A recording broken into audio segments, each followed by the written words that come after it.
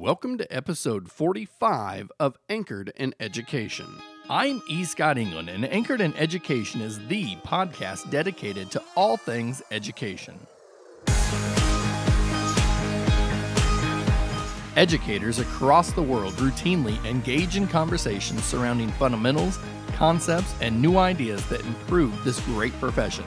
Sometimes we agree, other times we disagree. But at the end of the day, we are all anchored in education.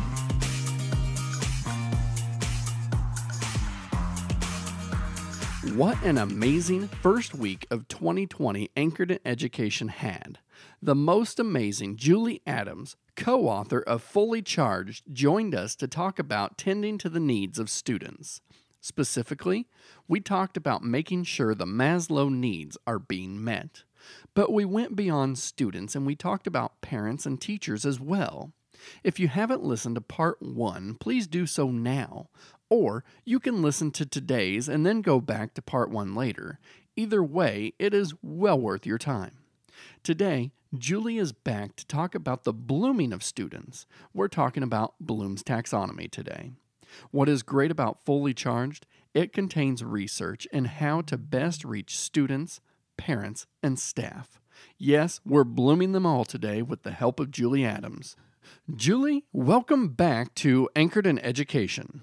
Thank you so much. It's great to be back. Oh man, I tell you what, after last week's episode, I am just ecstatic that you have agreed to come back on and talk again. So last week, when we were together, we talked about the science behind your book, Fully Charged, and specifically what neuroscientists are saying about the brain. We also spent a lot of time talking about Maslow's hierarchy of needs and how it applies to students, but we took it a step further, like your book does, and how it applies to parents and staff. Before we move on, because we're going to be talking a lot about Bloom today, but can you maybe give us kind of a quick summary of those 3 core areas of need and the hierarchy of needs, such as basic, psychological, and self-fulfillment? Yes, Abraham Maslow and his colleagues identified basic levels of need. And so the bottom level are basic needs, which starts with physiological needs. So food, water, warmth, rest, and even exercise has been added as a basic need because many of us have a very sedentary lifestyle. When we get those basic needs met, that triggers positive chemical reactions that charge up our battery a little bit. And then when we go to the next level of need, which are safety needs, when we feel safe and secure in our homes and in our communities, that triggers positive chemical reactions that charges up our battery a bit. And then we get up to psychological needs, belongingness. So having positive relationships and feeling a sense of connection to others, that triggers positive chemical reactions that charges up our battery. And then the 4th level are esteem needs, which are also part of the psychological needs. And that is, are we intentionally developing our knowledge and skills and then being allowed opportunities to use those knowledge and skills so that we have a sense of accomplishment? And so those 4 basic levels of needs trigger positive chemical reactions that charge up our battery. When we get those needs met, then we reach what Maslow and his colleagues called self-actualization. Self-actualization is just a fancy way to say creative critical thinking. And in education, we often refer to creative critical thinking as Bloom's taxonomy. And so the goal of our book, Fully Charged, is to help people understand just the basic neuroscientific foundation of you gotta Maslow before you bloom. Yes. Because meeting the Maslow needs, basic mental, physical health, and wellness needs are what triggers the positive chemical reactions that give us the battery charge that allow us to learn the skills and then perform with the skills that help us to be more successful. And if I have listeners just tuning in this week and they're wondering, what's all this battery charging talking about? Go back to last week's episode because we talk all about our batteries. Everybody has one, regardless of your age, regardless of your position or whatever you do. We all have a battery, so go back and check that out. Yes. As I'm looking at this, and I think something maybe we didn't take enough time on last week was the actionable strategies found at the end of each chapter. So, can we take a minute to talk more about these battery charging strategies for students, parents, and staff? And they're found in both the Maslow and Bloom chapters. Absolutely. The layout and the structure of the book, Fully Charged, aligns with what experts recommend great speakers and great teachers do. And that is follow a formula that helps people to turn information into knowledge. And the formula is heart, head, hands. And what that means is a great learning lesson comes with an emotional connection first. And so engaging the heart by telling a story. That's why each of our chapters starts with narratives from the three of us authors, myself, Dr. PJ Kaposi, and Dr. Rosa Isaiah, because we all have different perspectives and experiences. We all have different voices. And when I was asking people for feedback on the different narratives and which ones we should use, so many people said, well, I like this one for this reason, and I like this one for this reason. And I like all of them, because you guys all have such unique perspectives. So that's why we started each chapter with our different narratives connected to the content of the chapter. The second part of the chapter has to deal with the head. That's your content, that's your research. So, where is the research to support what it is that we're talking about and what it is we're recommending? So, we spent hours just going through the extensive amounts of research and narrowing it down to what we found would be most applicable. And then finally, hands, the strategies that we put in hand so that we can implement and increase our success. And so heart, head, hands is the formula that we used, because that's really the formula that helps us to turn information into knowledge. And those strategies that we can put in our hands and actually implement are really powerful, because it's great to hear a couple stories. It's great to learn some of the research, but more importantly, people want to know, okay, what are the actual strategies that I need to Yeah. implement so that I can increase success? And so, yes, we just brainstormed the strategies that applied to each of our chapters. And so many people have given us such positive feedback. Thank you for the 100 plus strategies that Yes. you provided instead of just 140. exactly. There's actually 148. Oh, Um, but because there's some embedded within the chapters and stuff. But yeah, our goal was to really give you a manual where you felt like, you know what, I just learned 15 strategies. I knew 5 of them, but 10 of them, are ones that I had never thought about before. And yeah. I'm going to implement a couple of those and add to my toolkit. Oh, yeah. As I was reading, I was thinking, oh, man, that's so easy. And I never even thought of that. Right.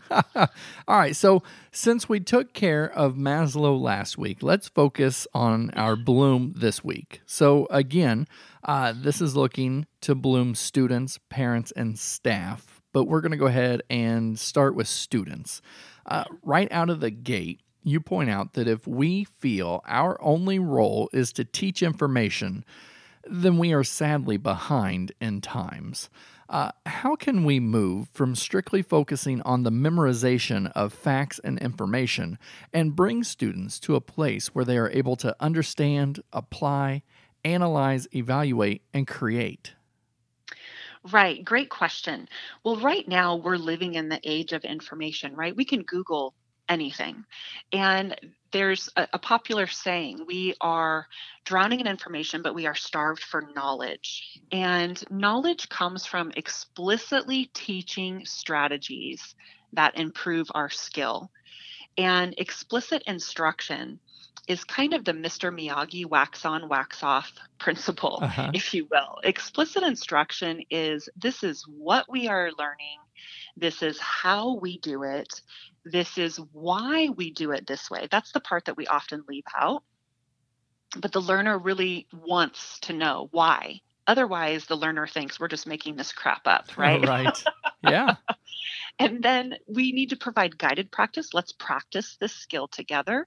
And then let me give you descriptive feedback. This is what you're doing correctly. This is what you want to adjust to be more successful. And then finally, practice, practice, practice, practice, practice.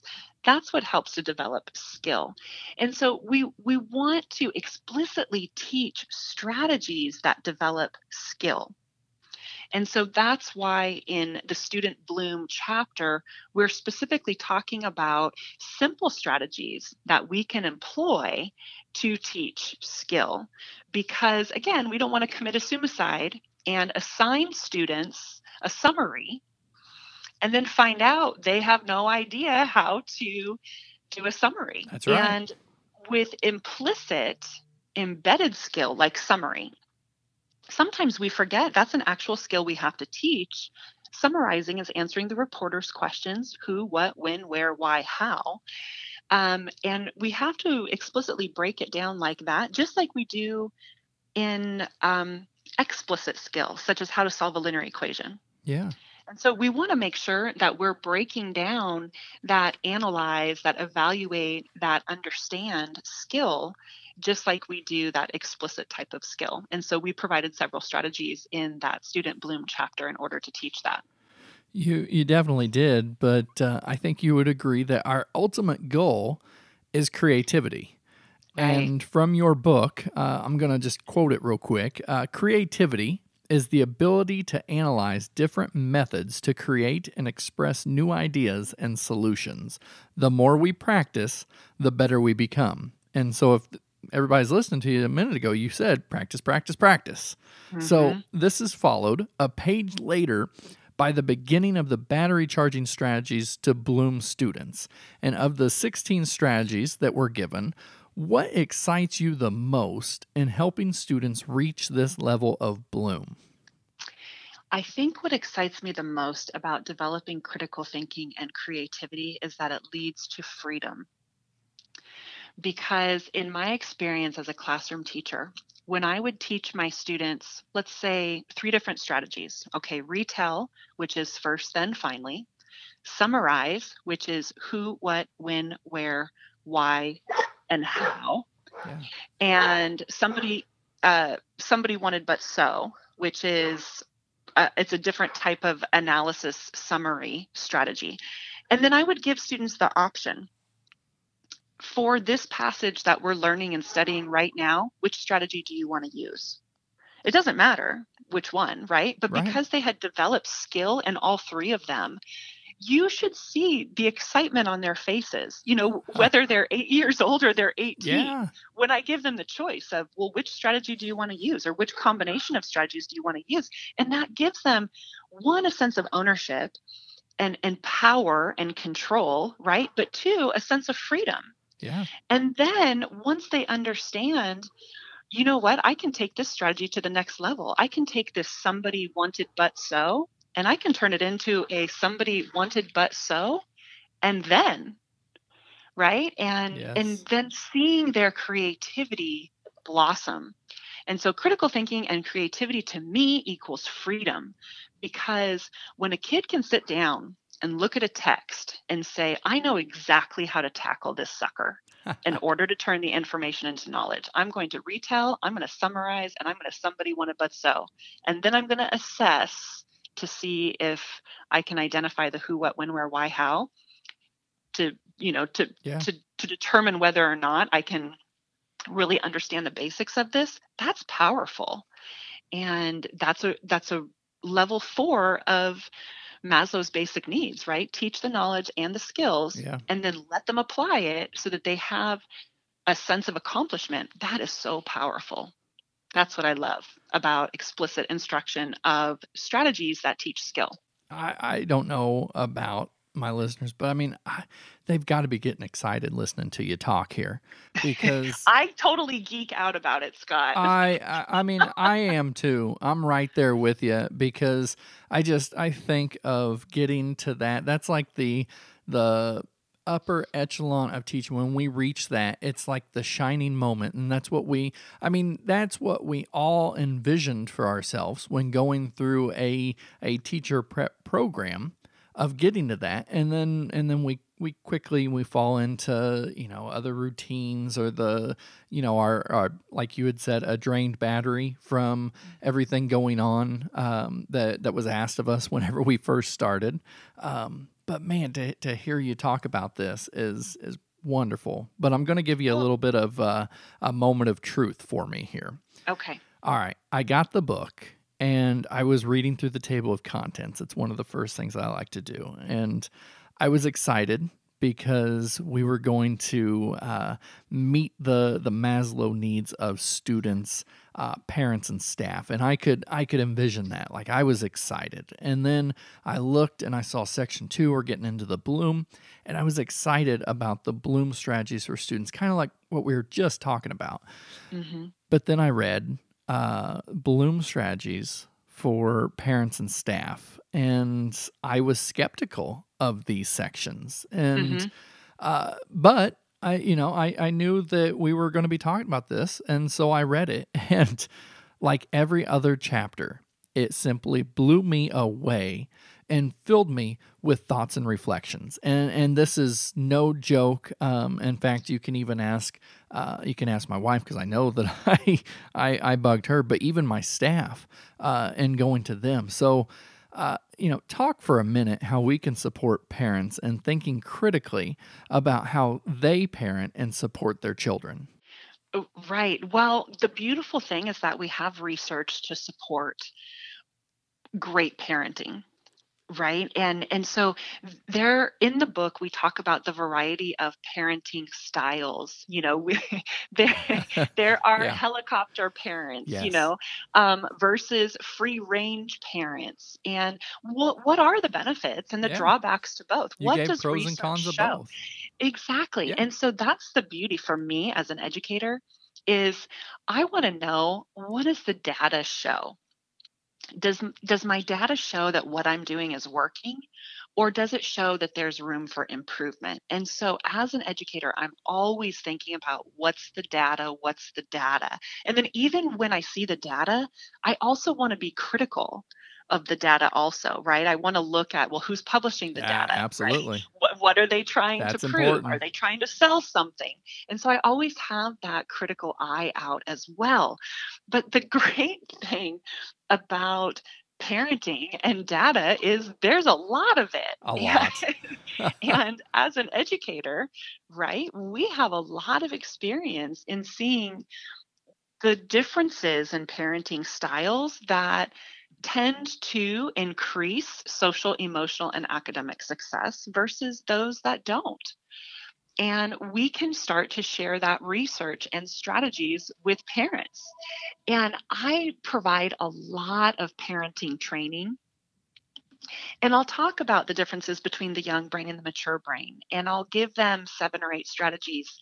And I'll give them the research behind food and how that affects social, emotional, and academic success, and bedtimes, and screen use, and all of those research points that we have now. Yeah. And parents come up afterward, honest to goodness, at all ends of the socioeconomic spectrum, and they have tears in their eyes, and they say, I had no idea No idea. that Yeah. I should not let my child go to sleep with their device every night. I had no idea that eating a bag of Skittles on the way to school every morning was a bad idea, or Right? stopping for a Frappuccino and a muffin, which is basically a milkshake and a cupcake, right? Yes. Yep. I had no idea, that I am supposed to be reading every night to my child just for a couple of minutes, that's one of the most effective ways to develop vocabulary and comprehension and language skills. So we have all this research and data now, but how are we disseminating it and supporting our parents with it, just like we do our staff? And so we just tried to provide the nuts and bolts. What's the latest research for us to be aware of as parents so that we can design environments that grow and support healthy brains and trigger those positive chemical reactions that help set kids up for success before they get to school? Yeah, and something else that we can throw in here that as we educate parents, because I know this is something I do, then that can help in turn to educate our children. Right. And, That's right. because I have a 13 and an 8-year-old, and I Hmm. hear often when it's bedtime, can we have the iPads tonight? Hmm. And the Hmm. answer is most often no. Right. And then we can explain to them, and really let them know where they think maybe maybe it's abuse that we're not letting them take it, Right. that actually we're empowering you to use different areas of your thinking and your cognitive abilities to to have a little downtime upstairs that doesn't involve an electronic. That's right. And Absolutely. Because electronics trigger chemical yep. reactions. And a lot of times, the young brain, it's not developed enough to have control over those chemical reactions. And that's why they are very sensitive and susceptible to the negative impacts of too much device time. Yes. And before I go on, I just want to point out that I did say that I was originally skeptical of these final two, but I am not anymore. And so Well, thank I you. want I want to make sure that you and my listeners know that the skepticism was prior to reading. Now that I've read it, I am a firm backer of that. And we've talked about the parents and supporting them. But before we go, let's talk about blooming staff. Yeah. And my biggest takeaway from this chapter is that we cannot go about teaching alone.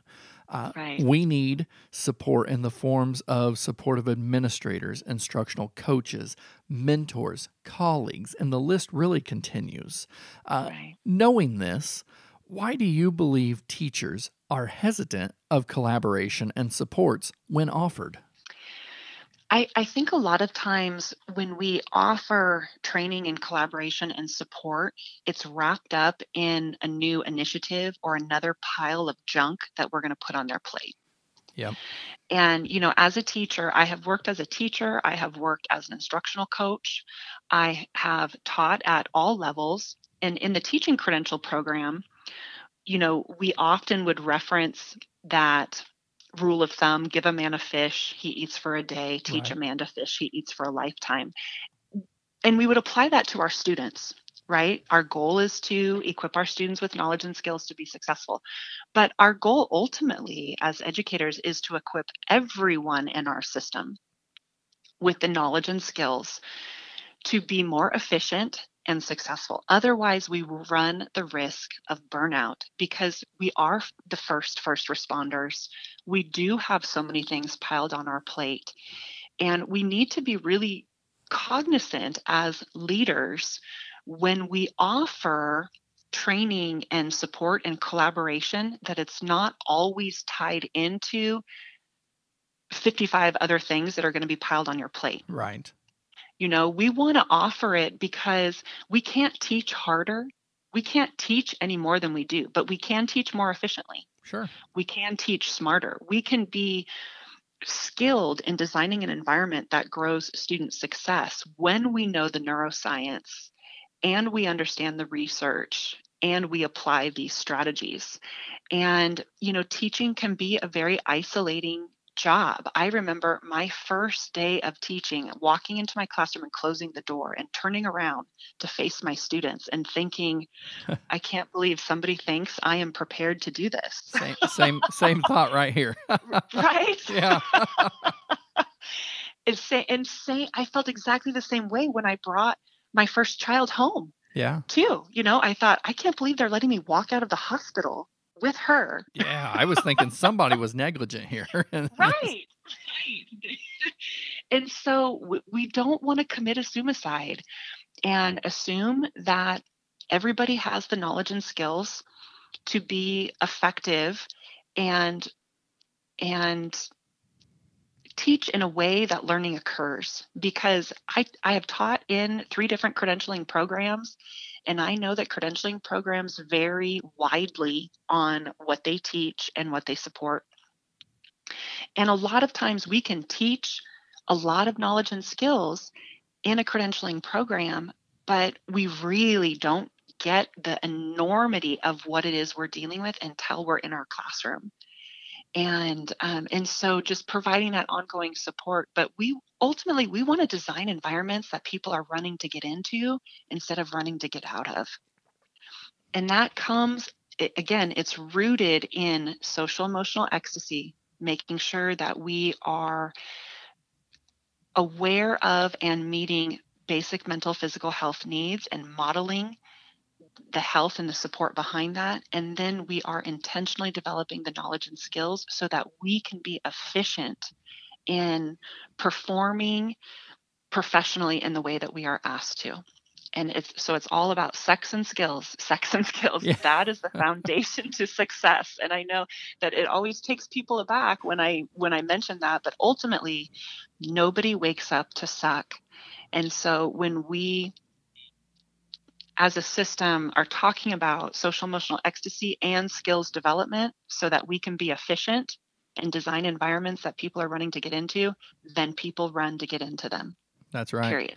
And That's right. and for any of those listeners that might have been distracted, you just brought them right back into it with that, and they're like, hold on, let's go back. What did she say? And so Right. to find out, they can get the book we're talking about today, which is #fully charged. And this is not a book that you can say is this is for teachers or this is for administrators. This is a book for everybody. And Right. and when I say everybody, I mean if you are in education of any sort, if you are a parent of a student, this is a book for you. And I've had parapros in my district come up, and because I've talked about it so much, they said, what is the name of that book? I've got to get that. And they're diving in, and they're coming saying that what is in this book, it seems like we should have this knowledge, but we don't, because we choose to look past it, or as we've been saying, assume-aside. We assume we have it, and we don't. I'm telling you, I've been in education long enough that I got so many great ideas from this book. And Julie, I am just so appreciative that you were able to come back and join us again on Anchored in Education. I will make sure to link to your website so they can find out more about you or the books, and thank you. Thank you. My pleasure. It's really been an honor just to share ideas. We so appreciate your support of our work because Fully Charged is really about the nuts and bolts for us in the educational system, regardless of what our title is. What are the basics that we need to know about the knowledge and the strategies so that we can design environments people are running to get into? That's what it's about. It is. And I thank you for sharing. Thank you. It's my pleasure. Now remember, you can find Julie on Twitter by searching @AdamsTeaching. And you can also find more about Julie as well as a link to #fully charged on my website, escottengland.com. You can also find in the resource section of today's episode Julie's website as well.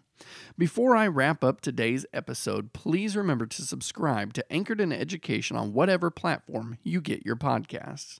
Now, did you catch when Julie said we are drowning in information but starved for knowledge? This couldn't be more true for our students, our parents, and our staff. These last 2 weeks of Anchored in Education have been powerful. They set the tone for how we need to approach the rest of this school year. Having Fully Charged featured for the first 2 weeks was intentional. We can't be successful in our practice if we are ignoring the very research that guided this book. What's best is that this book can serve any person and any profession. Julie and her co-authors recently released #fully charged systems that allow people in both public and private sectors cultivate positive and successful environments. It is because of how powerful this message truly is for all individuals. If you recall from last week's episode, I mentioned how I gave intentional time to my staff to tend to their needs. We are also being cognizant of Bloom's taxonomy as well. While it is true what we often read, that we cannot bloom if we ignore our Maslow, we must remember that both must be present in order to reach our maximum potential and effectiveness. I will venture a guess that it will take time, but we can begin by reading #FullyCharged and then getting someone else to read it. This level of support is important because at the end of the day, we are all anchored in education.